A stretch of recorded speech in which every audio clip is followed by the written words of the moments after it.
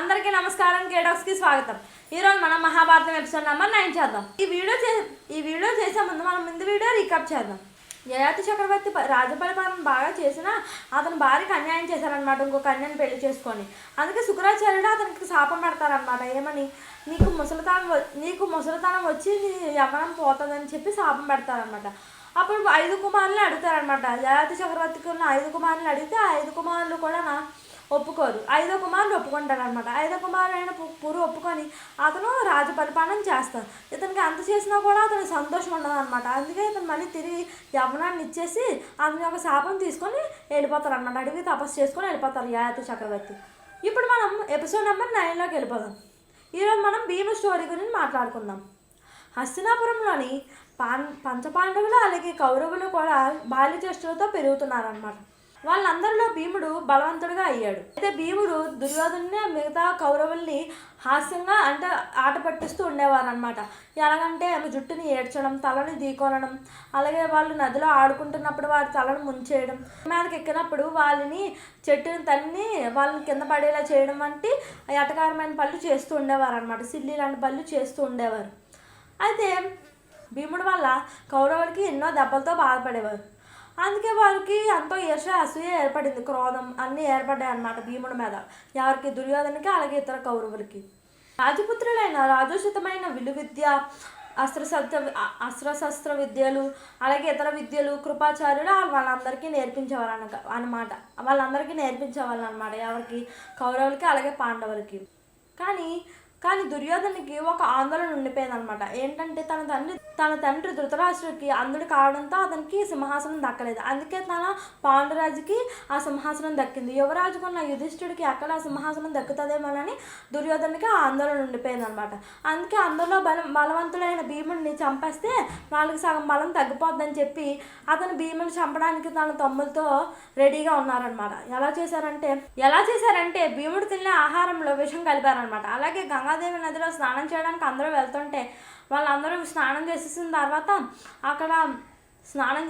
తర్వాత వాళ్ళందరూ అలసిపోయి గుడారాల్లో పడుకోవడానికి వెళ్ళిపోయారనమాట. వెళ్ళిపోతున్నప్పుడు భీముడిని వెళ్ళిపోయిన తర్వాత అందరూ నిద్రిస్తుండగా భీముడిని గట్టిగా తీగలతో గట్టిగా కట్టి వాళ్ళని బంధించేశారనమాట. బంధించేసి గంగాదేవి నదిలో తోసేసి అలాగే ఆ గంగానది నది కింద వాళ్ళు షార్ప్గా ఉన్న ఆయుధాలు కూడా పెట్టారు. ఎందుకంటే అవి తగిలైనా అతను మరణిస్తారేమోనని ఆ ఆలోచనతో పెట్టారనమాట. అదృష్టం సాత్ ఏమైందంటే అతను పడేసిన ప్లేస్ ఆ ఆయుధాలు లేవు. అలాగే ఆ విష సర్పాలు ఉంటాయి కదా, ఆ సర్పాల వల్లైనా ఇతను చనిపోతారేమోనని వాళ్ళు అలా ప్లాన్ చేశారనమాట. అయితే దుర్యోధనుడు కౌరవులందరూ కూడా సంతోషంతో వాళ్ళు ఇంటికి వెళ్ళిపోయారనమాట, అతను మరణించారేమోనని. వెళ్ళిపోయేటప్పటికి దారిలో యుధిష్ఠుడు అడుగుతారనమాట దుర్యోధనుని, భీముడు వెళ్ళిపోయాడా అని చెప్పి అడిగితే అతను అంటారు, అందరికన్నా ముందే వెళ్ళిపోయాడు భీముడు అని చెప్పి అంటారనమాట. అతను వెళ్ళి కుంతిదేవిని అడుగుతారనమాట. అతని తల్లి అయిన కుంతిదేవిని అడుగుతారు భీముడు వస్తారేమోనని. ఆ కుంతిదేవి అంటారు ఇంకా రాలేదని చెప్తారనమాట. ఇంకా రాలేదని చెప్పి అతనికి డౌట్ వచ్చి వాళ్ళ పాండవులతో ఉన్న పాండవులు యుధిష్ఠుడు అలాగే పాండవులు అందరూ కలిపి వెతకడానికి వెళ్తారనమాట. వెతకడానికి వెళ్తే అక్కడ భీముడు కనిపించరు. వాళ్ళు తిరిగి ఇంటికి వెళ్ళిపోతారు. కొంతసేపు అయ్యేటప్పటికి భీముడు అలసటతో ఆవేశంతో వస్తారనమాట. అది చూసి కుంతిదేవి యుధిష్ఠుడు పాండవులు అంతా సంతోషపడతారు అనమాట. అయితే భీముడు ఆ విషసర్పాలు ఒక విషము అలాగే నెక్స్ట్ ఆహారంలో పెట్టిన విషం వల్ల అతను విరుగుడయ్యి ఇంకా బలశాలిగా తయారవుతారనమాట. అయితే కుంతిదేవి యుధిష్ఠుడు ప్రశ్నలు వేస్తారనమాట. ఏమైంది, నువ్వు ఇప్పటివరకు ఎందుకు రాలేదని చెప్పి ప్రశ్నలు వేస్తే అతను మొత్తం చెప్తారు.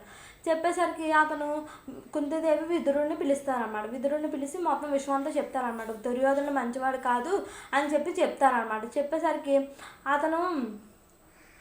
విదురుడు అంటారు కుంతిదేవితో, మీ పిల్లలకి చాలా ఎక్కువ ఆయుష్ ఉంది, అతనికి ఏమీ జరగదు, వాళ్ళందరికీ ఏమీ జరగదు, నువ్వేమీ టెన్షన్ పడక అని చెప్తారనమాట. అలాగే నువ్వు దుర్యోధనుని ఏమీ అనకు, ఒకవేళ అంటే అతనికి ఇంకా కోపం పెరిగి మీ పిల్లల్ని ఇంకా ఏమైనా చేసే అవకాశం ఉందని చెప్పి అంటారనమాట. అయితే యుధిష్ఠుడు కూడా భీముడికి చెప్తారనమాట. ఏమని, మనల్ని మనమే రక్షించుకుందాం, మనల్ని మనమే కాపాడుకుందాం, నువ్వు వాళ్ళని ఏమీ అనకు, నువ్వు శాంతంగా ఉండు అని చెప్పి అంటారనమాట. కానీ దుర్యోధనునికి అంత ఆశ్చర్యం వేస్తుంది అనమాట. భీముని చూసి అతను ఎలా వచ్చారు అని చెప్పి ఆశ్చర్యం వేస్తుంది అనమాట. అయితే దుర్యోధనునికి భీముడిపై ఇంకా అసూయ, ఈర్ష్య, క్రోధం ఇంకా ఎక్కువగా పెరిగిపోతుంది అనమాట. Thank you for watching.